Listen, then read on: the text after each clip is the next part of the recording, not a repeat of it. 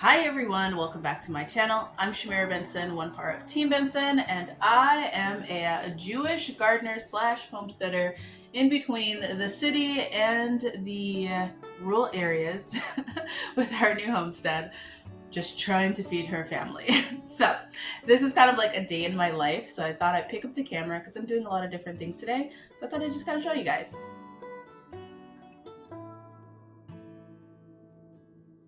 So first of all, guys, I am trying to get my garden in, and I'm trying to get it fertilized, and I'm trying to get all the things that I can like going in there.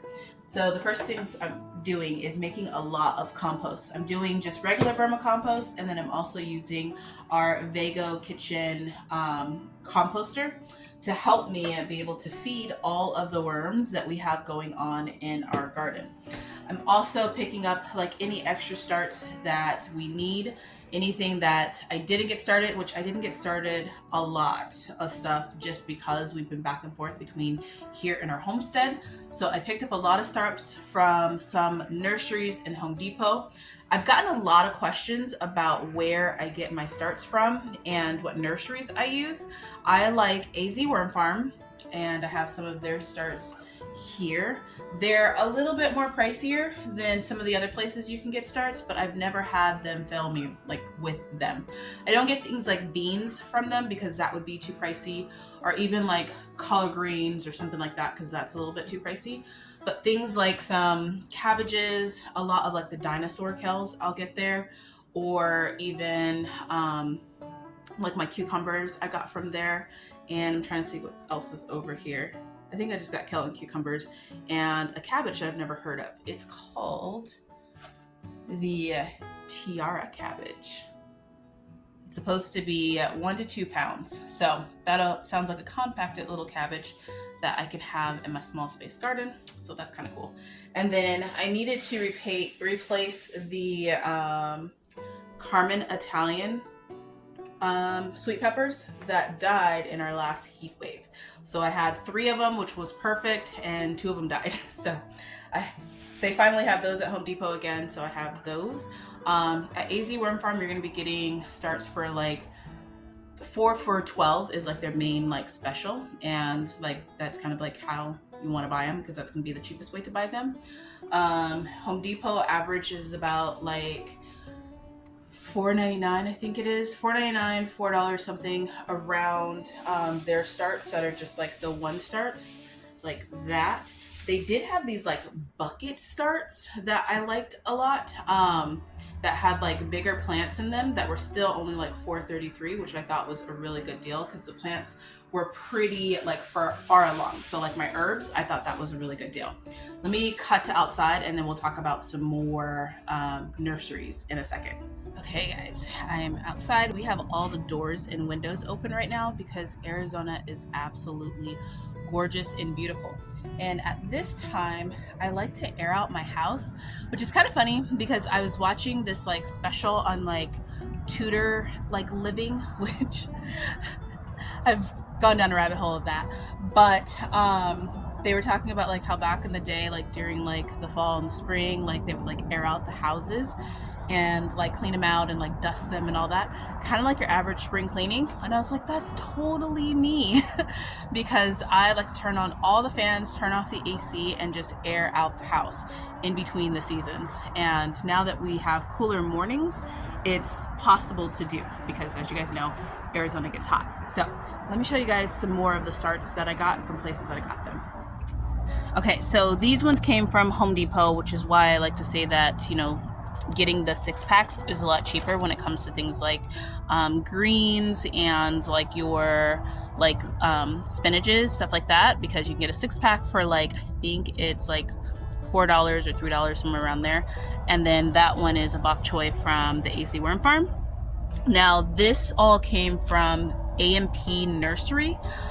They have sizes like these that are pretty grown, like nice and tall. This is a chocolate mint, and then I have a Jubilee mint. These ones are like $3, I want to say. Yeah, they're $3, $2.99 or $3. And then you have like the 6-pack or the 3-packs like this. So like I don't really need 6 cabbages because I can't fit 6 cabbages like this back here, but I can do the 3-pack, and the 3-pack was only like $2.99 is what the 3-pack was. Same thing with like this size of cabbages, gives me a little bit of variety. And then they do have 6-packs. I think the 6-packs are $4.99, and the larger plats are $4.99, but the 3-packs usually typically work pretty well for me because it gives me a variety. One of the things that I love getting from like AMP Nursery are the onions, because they are packed in here. And if you guys don't know, you can separate onions quite easily. You just put them in some water, let them sit, and separate them. And I'll do a video if you guys want me to do a video about that. Just comment down below. But literally this whole pack is all these onions for $3. I think out of all the nurseries, AMP Nursery is one of my absolute favorites because everything is really affordable and you kind of can get pretty much anything that you really need in there. So you guys should visit that nursery if you're looking for a nursery to buy stuff. There is one in Mesa, Arizona that I like to go to. It is off of Baseline and the 101 for those of you guys that are in Arizona and looking for it. Now the other place I like to go to is Whitfield Nursery, and that's where I got this time that dill, and I want to say this rosemary from. No, this one came from Home Depot. It might have been, yeah, I think it's just these two. So that one is a really good one because a lot of times they have really mature plants. So it's like you can plant something in there, like this time is like already like bushed out, and it's so great because it's like I can put it in my garden and start using it immediately. What was the oregano that I had got? Nope, that one's from Home Depot too. So yeah, so those are some great starts to things. Guys, I am so happy that my garlic is all popping through. I'm gonna be feeding it today, and yeah, exciting stuff. That was totally my ADD moment because I have had the worst garlic season ever. Like, absolute terrible garlic seasons. Last year I got some little bitty bulbs that I was able to blend down, put in some olive oil, and I had like one little jar of minced garlic, but everything else, absolutely terrible. But this year, my friend was like, okay, this is what you do. This is how you grow some garlic. And I'm following her steps. She even gave me the garlic to use, and so far, so good. So I'm just gonna keep feeding it like she told me to, and then we're gonna go from there. Okay, we need to fill a garden bed. So let's maybe get some garden fodder to put in it. So those are the places that I like to get starts at. Just by the way, that part of the conversation's wrapped up. Okay, I got my snips and we are heading to this okra plant. I accidentally flooded my garden last night, so now everything is like gross and wet just in the middle of the garden, which isn't fun. But my okra plants are absolutely done. I'm not using them for seeds this year because I already have enough seeds. So since I already have the broccoli that's going in here, I just want to go ahead and get this bed prepped. But I am going to use these okras to fill one of my new garden beds, one of my new Vegos. So I need to have them dry out a little bit. I don't like putting fresh wet, like freshly chopped vegetables in there. I like to let them dry out just a little bit before doing that. So I'm going to cut them, put them in there where they're going to be going, and then kind of let them dry out a little bit.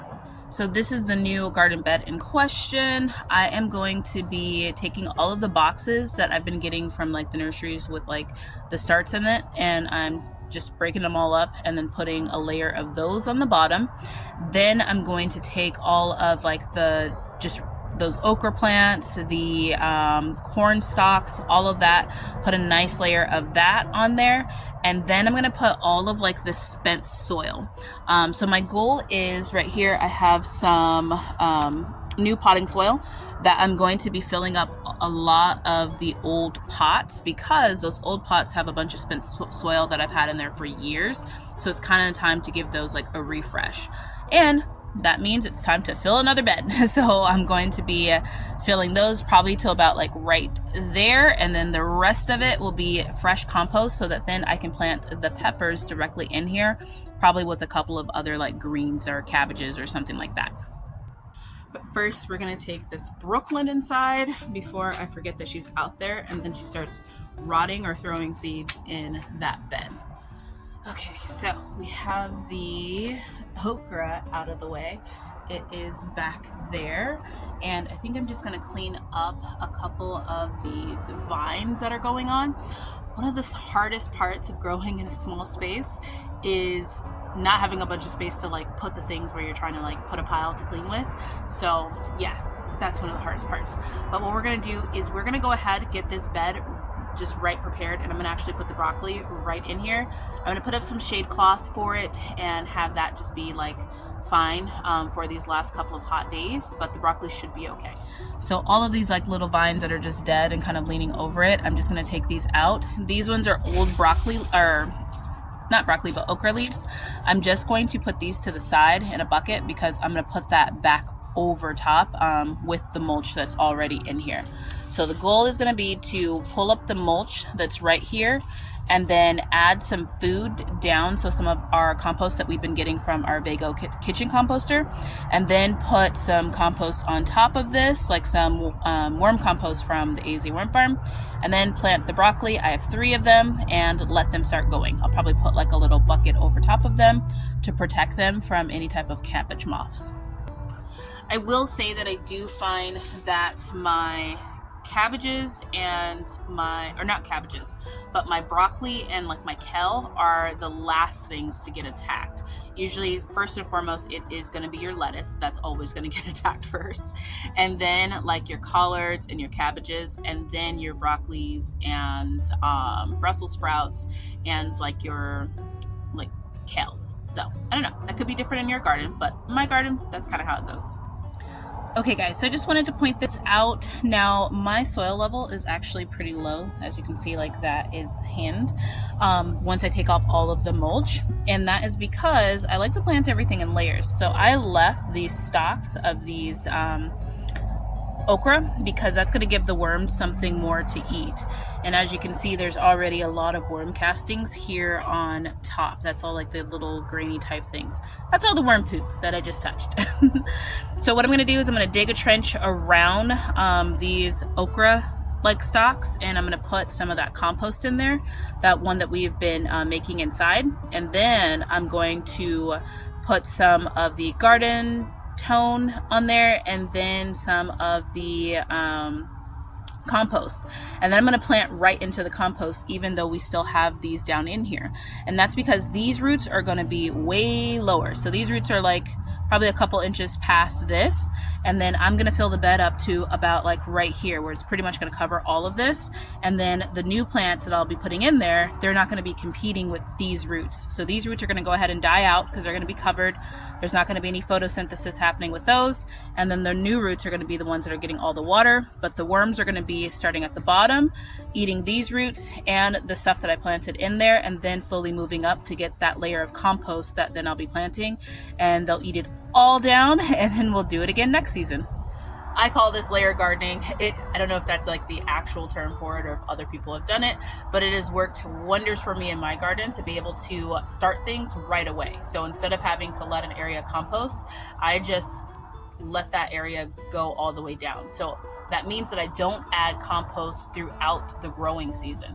So my plants usually stay in the ground for like 6 to 8 months, sometimes even longer, and I don't add compost to them. I just let them completely get all of that nutrients out of the compost that I originally added, and have that plant basically sink down lower, so that then when I add the new compost, it's like a fresh bed that I've put in the new starts. So I don't know, it works for me. It has been working for me, and it's making to where I can grow back to back.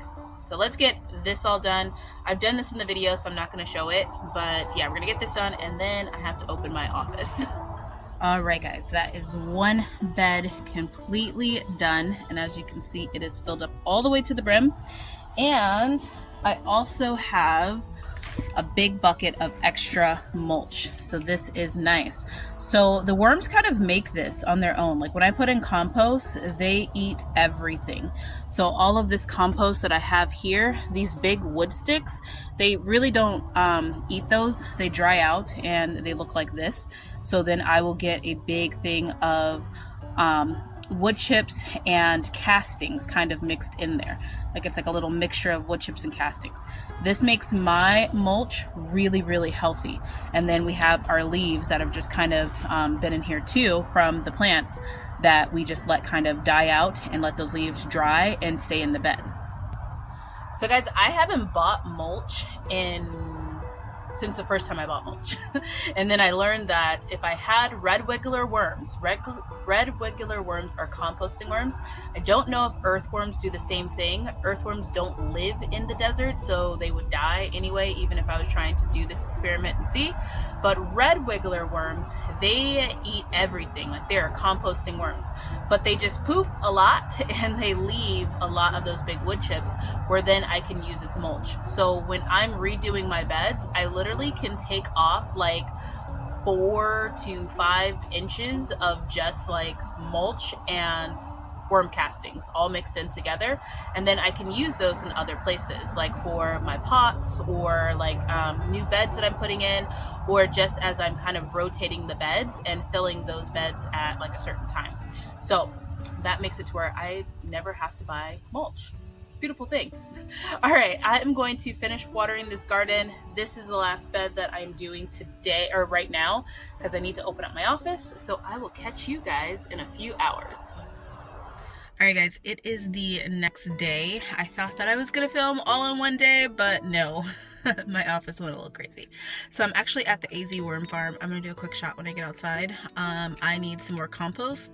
I can only fit so many bags of compost in my backyard and move around at the same time. I'm gonna do some of the U-scoop because that's cheaper, and I do have 2 buckets.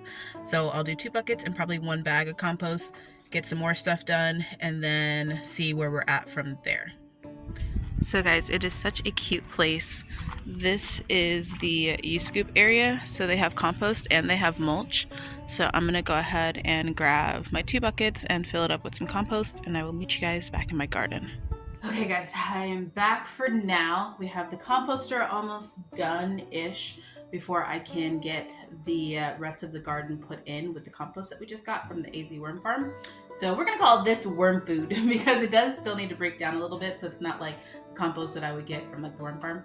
But this has like basically 5x'd my ability to feed the garden. Between this and the Brooklyn that we grew, like now that we have like this whole composting making like food situation, it has made life so much easier. So basically we've just been keeping that thing going like all day long, all night long, all week long, and we've just been filling in sections of the garden, and the garden is happy. The worms are happy. So I wanted to show you guys though, since we are in the final day of Sukkot, so I wanted to show you guys our lulav and our etrog. I probably said that wrong.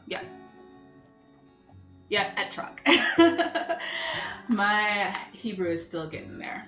But I'm excited because we do this every single year. Although we did not have a sukkah this year, we did visit at least one friend's sukkah,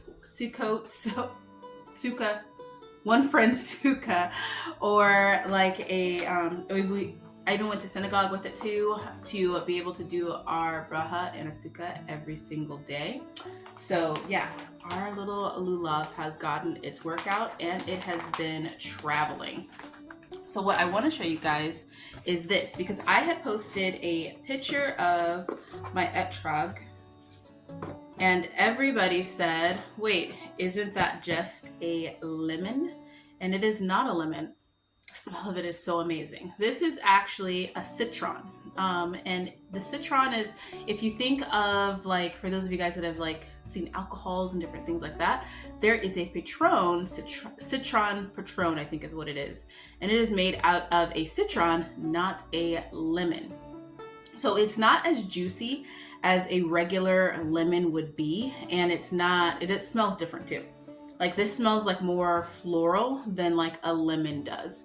So I'm going to be saving seeds because Mia and a few of my friends are going to try growing our own plants, our own trees. So I'm going to save some seeds. So when I do that, I will cut it open so that you guys can see the difference. And then also what I normally do is I make like a like a salt with the rinds of it. And then sometimes I'll make like an oil, sometimes I'll make like a just like dry it out and we can use it for like teas and flavorings. But I think this year I'm going to do a salt with it. So we're going to put this to good use afterwards. You can also go on the sweeter side and do the candied route. I might juice it and make like a simple syrup. Like it won't be like a strong simple syrup because like I said, it's not that juicy, but that way we can use the whole entire thing and make something cool. So stay tuned for that. We're gonna do some things with it and then I can show you guys the difference in it. But this is kind of like how it grows. So you guys can see. Cool little fruit. Okay, I'm just checking in and seeing how far along we have. I'll show you guys a little bit up close. So we're almost there. We're a little over halfway, and as you guys can see, it's doing its thing. It's getting there. So I hope you guys had fun with me today. It wasn't a full day in the life. Actually, it was like 2 days and basically the mornings. But my days tend to get a little bit crazy, and sometimes I forget to pick up the camera.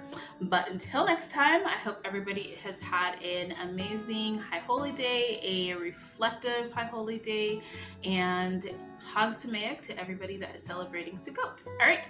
Till next time, grow yourselves a garden, guys, because even a small space can provide you with tons of food. Bye, guys.